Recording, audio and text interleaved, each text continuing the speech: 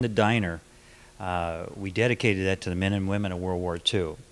And I was so excited when Tom Brokaw came out with the book about the greatest Americans, because I had felt that way for a long time, that we don't honor our veterans enough.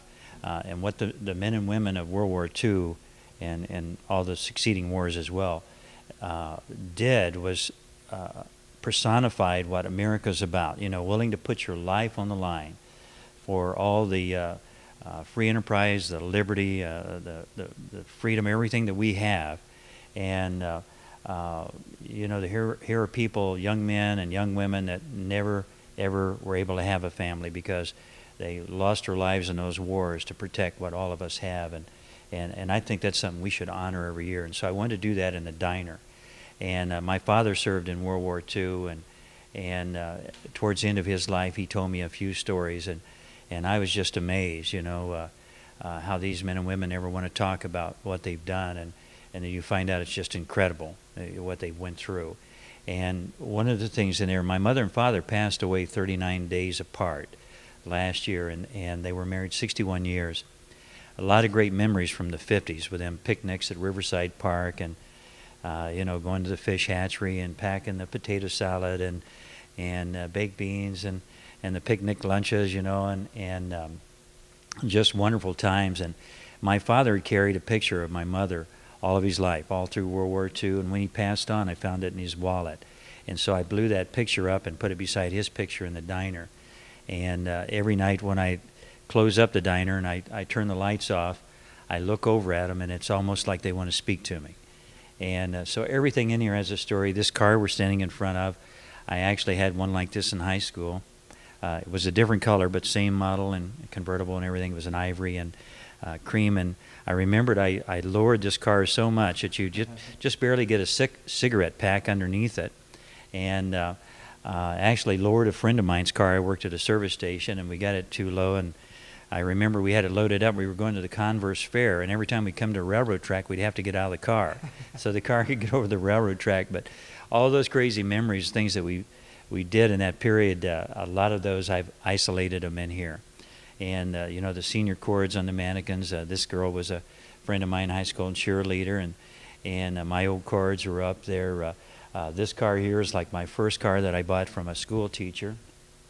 And I suppose if I had $1 for every time I drag raced that car, I'd be a rich man today. And all the bicycles represent, what mom and dad's worked so hard for, to buy for kids at Christmas back then, because these things were expensive even in the 50s. And I have a bike over there that's identical to the one that my mom and dad bought for me in 1952. And you realize that they had to work extremely hard to buy these things for us. And the race car, I can remember as kids, my brother and I would sit in the barnyard and we buy these little 38, 39 Fords, and we pretend we were racing them, and then we take matches and light them and heat the bodies and bend them like they crashed. And so we always wanted a race car, so that's what that race car over there represents. And the barber shop, represents a lot of happy times for me to get my hair cut. I love to read magazines, and of course the barber always had every magazine you can imagine: Boy's Life, Look, Life, Post, Reader's Digest. And so I would come in and I would hope that there would actually be a long line of people waiting, because that would enable me to read more magazines.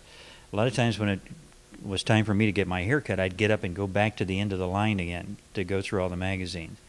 And I think I told you the story about going to the little restaurant next door, and Mrs. Trynoski, great lady, ran the restaurant, get a piece of blueberry pie and ice cream after getting my hair cut for 15 cents. And I'd sit down on the stool, and we'd wear this Red Fox hair tonic back then, which smells extremely good. I have some in the barber shop. And she'd always run her fingers through my hair and kiss me on the forehead, and then go right back to stirring the soup beans with little hairs falling off. And it was a great period. People back then in that little town we grew up in, everybody was your parents. Everybody corrected you, and hey, they didn't mind giving you a swat too if you were being ornery, and we always deserved it. And but everyone took a special interest in you as a kid. It wasn't just your parents. But I can remember Myrtle Ritchie, the little lady that ran the store. If she saw you acting up, she'd give you a good talking to and say, you're not supposed to do these things. You're much better than that, And so everyone treated you like a parent back then. It was a very interesting time.